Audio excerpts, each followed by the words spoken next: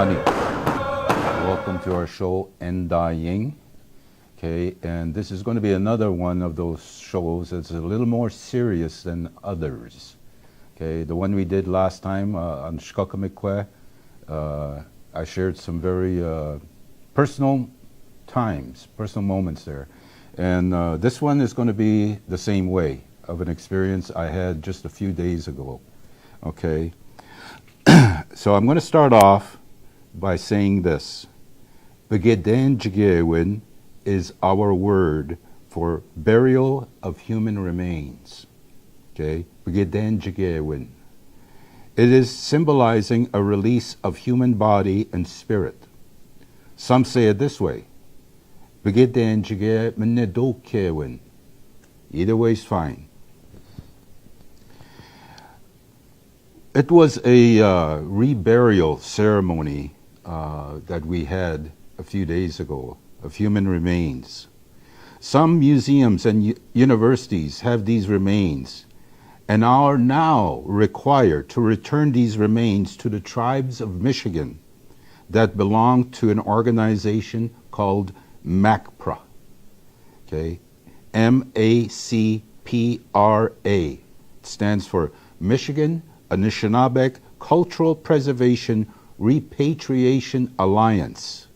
It is a well-organized group with a president, vice president, treasurer, secretary. They have a website, macpra.org. Okay, MACPRA.org. That's their website. So I was gifted with some sema when I asked to do a puagan minedokewin at the grave site a few days ago. It was an honor and a privilege to do this. We had veterans there, hand drums, lots of shkikya. Okay, we had students there from the U of M that were graduating in a few weeks and wanted to observe and participate in the ceremony. Okay, the remains were wrapped in red cloth. The students wrapped them. Okay. Also, they wrapped flint, steel, and along with a small copper cup as gifts for the remains. Okay. So we were doing the final parts of the ceremony.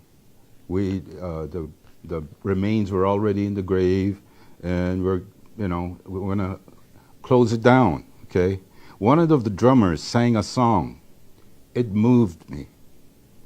I had heard the same song, the same tune of a song many years ago, 1988, in a dream. I sang it for the first time in public at that gravesite. I sing it to myself while driving, okay? But that was the first time I ever sang it in public. There was such a presence at that gravesite. We all felt it. When I started teaching, I did a fast for a few days and received spiritual strength. Teaching language was the biggest challenge that I ever faced in my life at that time. I'll share this dream with you now. It's a dream that about me and my wife were sitting at a powwow, indoor powwow. Okay. And the powwow hasn't started yet. They were just preparing things and whatnot. So I'm sitting there and I'm just kind of looking around, and I noticed the elderly people sitting by me, and I just glanced at them, and just when that happened, the lights, the power goes out in the building. Everything. It's so dark. If you were to hold your hand in front of your face, you wouldn't see it. That's how dark it was. So people are panicking. People are trying to calm others down and whatnot. It's just confusion. And then after a while, I noticed that somebody had opened the windows up on the top. They started to pull, and then saw sunlight started to come in.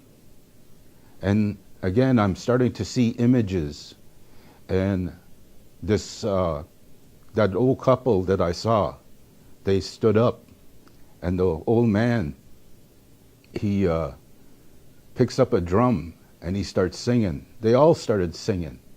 Two elderly ladies, one elderly man. And they sang that song, and they sang it to me. And the song said, "Take this language to your people. Teach the young, teach the old. Teach them. Teach them. And we will help you. We will help you," is what they sang to me. It didn't occur to me who these people were till a while later.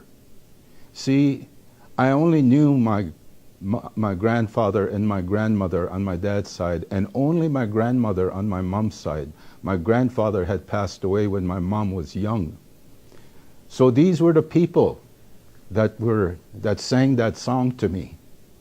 And that guy sang it the same way I heard it in my dream, long time ago. And I was privileged and honored to sing that song to those remains at that time. I want to say miigwech for letting me share this with you at this time. Miigwech.